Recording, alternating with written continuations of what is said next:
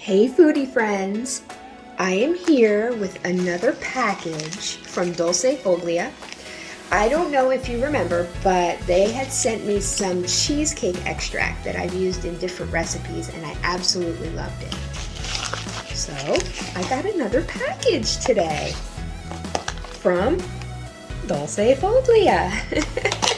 And I want to share with you what it is. So first of all of their extracts come with these droppers, which is fantastic. About 3 of these, up to this line right here, is a teaspoon. So let's see what the flavor of the month is for me. Oh, yeah! Pumpkin spice. It's almost that time of year, so I figured I'm gonna get a head start on things. So I requested pumpkin spice.